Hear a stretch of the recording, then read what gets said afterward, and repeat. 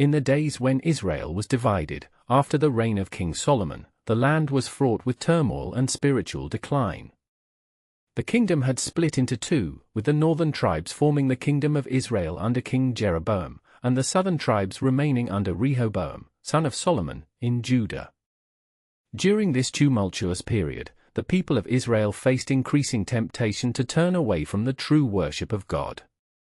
It was a time marked by political instability, spiritual corruption, and widespread disobedience to God's commandments. Jeroboam, the leader of the northern kingdom, had been appointed by God to rule Israel, but instead of following God's instructions, he made choices that would lead his people astray.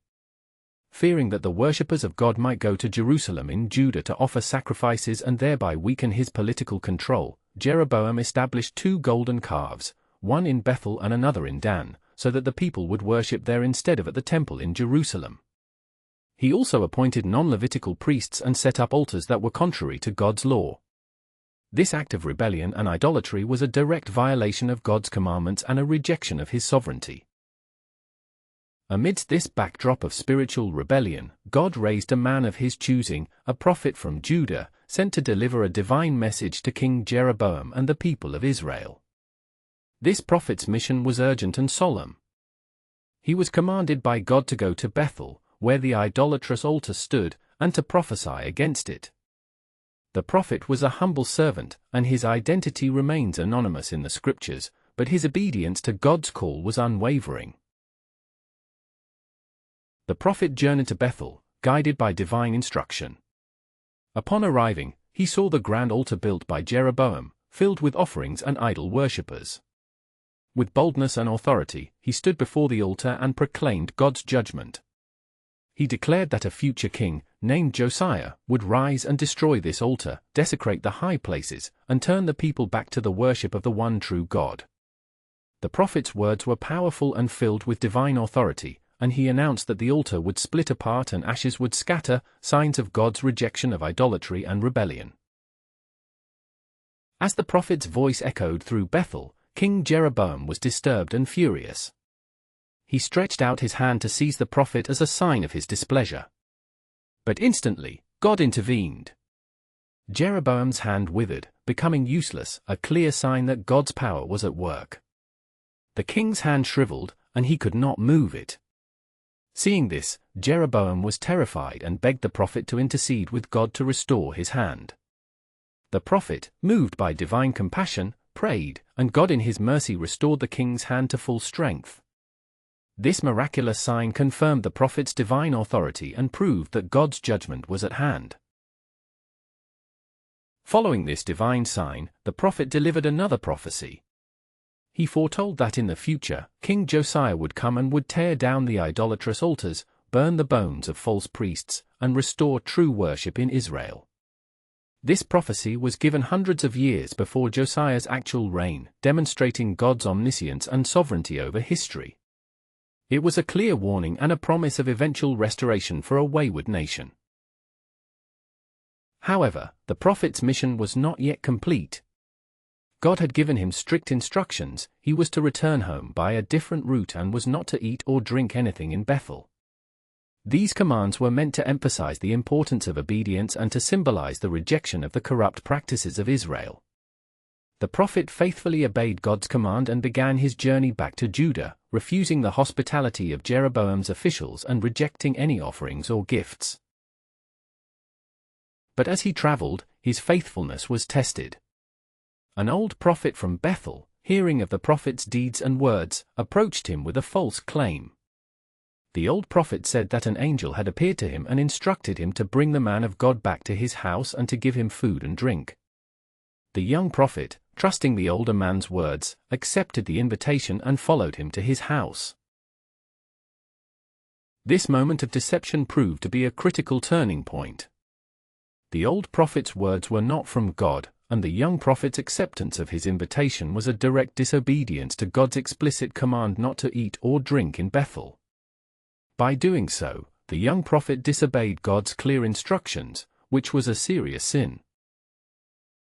As soon as the young prophet departed from the old prophet's house to continue his journey, divine judgment was pronounced. God sent a lion to meet him along the way. The lion attacked him, killed him instantly, and stood by his body, yet strangely, the lion did not eat the man nor attack his donkey. The supernatural nature of this judgment was a sign from God, underscoring the seriousness of disobedience and the importance of adhering strictly to his commands. The old prophet, upon seeing what had happened, retrieved the young prophet's body. He mourned and took the body back to Bethel, where he buried him in a tomb.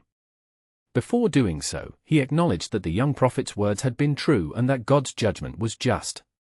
He instructed his sons to bury the prophet in the same tomb and to honor his memory, recognizing the divine authority behind his mission. This tragic story leaves many questions unanswered, emphasizing that God's ways are beyond human understanding. It teaches us vital lessons about the importance of obedience to God's commands, the danger of deception, and the severity of disobedience. The death of the young prophet serves as a solemn reminder that even those who start well can falter if they do not remain vigilant and faithful. Throughout this story, we see the profound truth that God's sovereignty is absolute. His judgments are just, and his plans are perfect, even when they are mysterious to us. The lion's role as an agent of divine judgment shows that God's power is over all creation. The prophet's obedience initially demonstrated unwavering faith, but his failure to heed God's explicit instructions led to his tragic end. This underscores that partial obedience is disobedience in God's eyes. The narrative also highlights God's mercy. Despite the young prophet's disobedience, the fact that his body was preserved and that he was honored in death signifies God's recognition of his initial faithfulness. The prophecy he delivered about Josiah's future reign was fulfilled hundreds of years later, reinforcing God's unchanging purpose and faithfulness. As believers today, this story calls us to examine our own lives. It urges us to be diligent in following God's commands completely, to test every message and instruction against His Word, and to rely on the guidance of the Holy Spirit. It reminds us that deception can come from unlikely sources, even from those who appear to be spiritual authorities. It also teaches us humility and vigilance.